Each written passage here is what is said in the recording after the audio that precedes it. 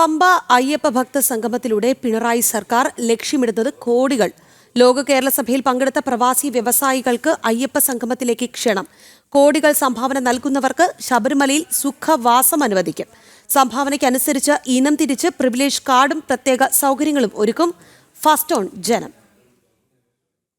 വ്രതം നോറ്റ് ദർശനത്തിനെത്തുന്ന എല്ലാവരും അയ്യപ്പന്മാർ എന്നതാണ് ശബരിമലയുടെ കാഴ്ചപ്പാട്. എന്നാൽ നൽകുന്ന സംഭാവനയ്ക്കനുസരിച്ച് ആളുകളെ തരംതിരിച്ച് പ്രത്യേക സൗകര്യങ്ങൾ നൽകുന്ന പ്രിവിലേജ് കാർഡ് സംവിധാനമാണ് ദേവസ്വം ബോർഡ് ഏർപ്പെടുത്തുന്നത്. 3 കോടിക്ക് മുകളിൽ സംഭാവന നൽകുന്നവരാണ് ഏറ്റവും ഉയർന്ന ഡയമണ്ട് വിഭാഗത്തിൽ ഉൾപ്പെടുന്നത്. ഡയമണ്ടുകാർക്ക് ശബരിമലയിൽ വിവിധ ആഘോഷ സമയങ്ങളിൽ വർഷത്തിൽ 5 ദിവസം സൗജന്യ താമസവും അനുബന്ധ സൗകര്യങ്ങളും ഒരുക്കും. പ്രസാദ കിറ്റ്, പമ്പയിൽ പാർക്കിംഗിൽ മുൻഗണന തുടങ്ങിയവയാണ് പ്രധാന അനുബന്ധ സൗകര്യങ്ങൾ.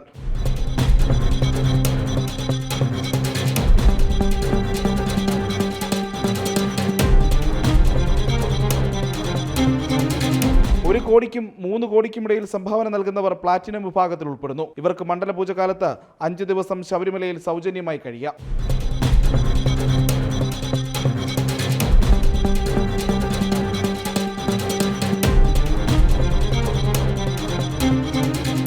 ലോക കേരള സഭയിൽ പങ്കെടുത്ത സർക്കാരിനെ അനുകൂലിക്കുന്ന പ്രവാസി വ്യവസായികളെ ശബരിമല സംഗമത്തിലേക്ക് സർക്കാർ ക്ഷണിച്ചിരുന്നു. ഇവർക്ക് മുന്നിൽ സർക്കാർ വയ്ക്കുന്ന പ്രധാന ഓഫറുകളിലൊന്നും ശബരിമലയിലെ പ്രത്യേക സൗകര്യങ്ങളാണ്. അതേസമയം അയ്യപ്പ ദർശനത്തിന് വിരുദ്ധമായി ഭക്തരെ പണത്തിന്റെ പേരിൽ പ്രത്യേക വിഭാഗങ്ങളായി വേർതിരിക്കുന്ന ദേവസ്വം ബോർഡ് നീക്കത്തിനെതിരെ വിമർശനം ശക്തമാവുകയാണ്. ജനം, തിരുവനന്തപുരം.